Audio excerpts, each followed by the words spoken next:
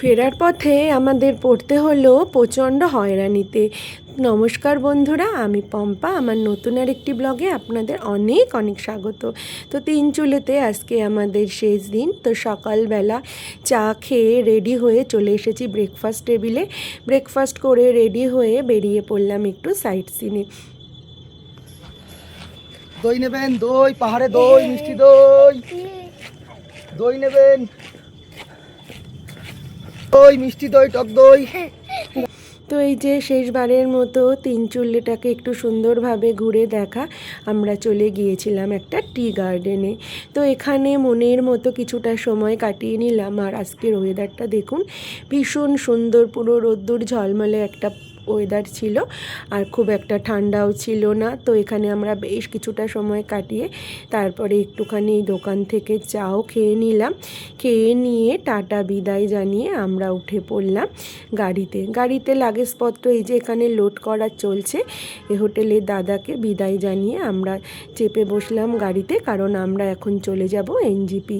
আমাদের যেহেতু ট্রেন ছিল শতাব্দী, ওটা তো ছাড়ে ভোরবেলা, তাই আমাদের আগের দিনকে পৌঁছে যেতে হবে এনজিপিতে। তো যাওয়ার পথে সাইট সিন ভিজিট করতে করতেই যাব। আমরা চলে এসেছি এখন তিস্তা ভিউ পয়েন্টে। এখানে এসে এতটা সুন্দর লাগছিল, আসলে যত আমরা নিচের দিকে নামছিলাম ততই গরম লাগছিল।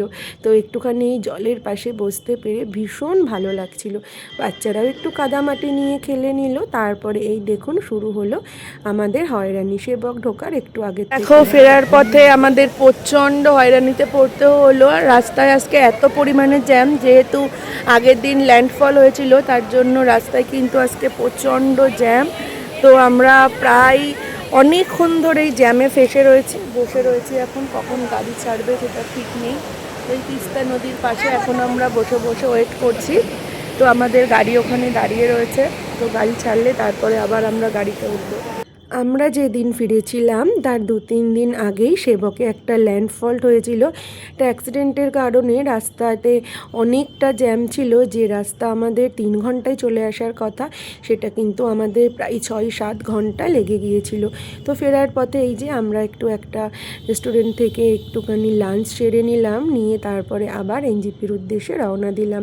তো প্রচণ্ড হয়রানিতে পড়তে হয়েছিল। না জানি যাদের আজকে ট্রেন রয়েছে তারা পাবে কিনা। আমাদের যেহেতু ভোরবেলা ট্রেন, আমরা ট্রেন রয়েছে কালকে ভোরবেলা, তো আজকে আমাদের এই যে এনজিপিতে হোল্ড করতে হবে। তার জন্য এই যে একটা হোটেল আমরা করে নিয়েছি। এখন এখানে লাগেজপত্র নামানো হবে গাড়ি থেকে, তারপরে আমরা এখন গিয়ে হোটেলটায় রেস্ট করব। ভোরবেলা গিয়ে তারপরে ট্রেন ধরব। গাড়ি থেকে এখন লাগেজপত্র নামাবো। আর আমরা এনজিপির কাছে এই হোটেলটা নিয়েছি। এখন হোটেলে গিয়ে ফ্রেশ হব, যেহেতু অত ভোরবেলা গাড়ি আসবে না, তার জন্য আজকে রাত্রিটা আমরা এখানেই থেকে যাব। তো চলো, প্রচণ্ড টায়ার্ড সবাই আজকে, যেহেতু অনেকক্ষণ টাইম লেগে গেছে আমাদের আজকে পৌঁছাতে। রাস্তা অনেকটা জ্যাম ছিল। তো সবার মুখগুলোর অবস্থা দেখো, প্রচণ্ড টায়ার্ড। তো শেষমেশ আমরা অনেকটা জ্যাম কাটিয়ে এনজিপিতে পৌঁছালাম।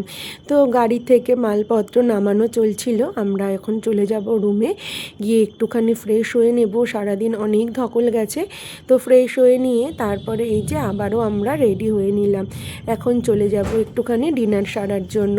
সবার একটুখানি বিরিয়ানি খাওয়ার ইচ্ছা হচ্ছিল, তাই চলে গেলাম একটা বিরিয়ানির দোকানে। ওখান থেকে সবাই পছন্দ মতো বিরিয়ানি খেয়ে নিয়ে তারপরে যেই না আসতে যাব সেই সময় শুরু হলো ঝমঝমিয়ে বৃষ্টি। তো কোনো রকমে টোটোতে উঠে তারপরে কিন্তু আমরা চলে আসলাম আমাদের হোটেলে। তো এখন ফ্রেশ হয়ে ঘুমিয়ে পড়ার পালা, যেহেতু অনেক ভোরবেলা বেরোতে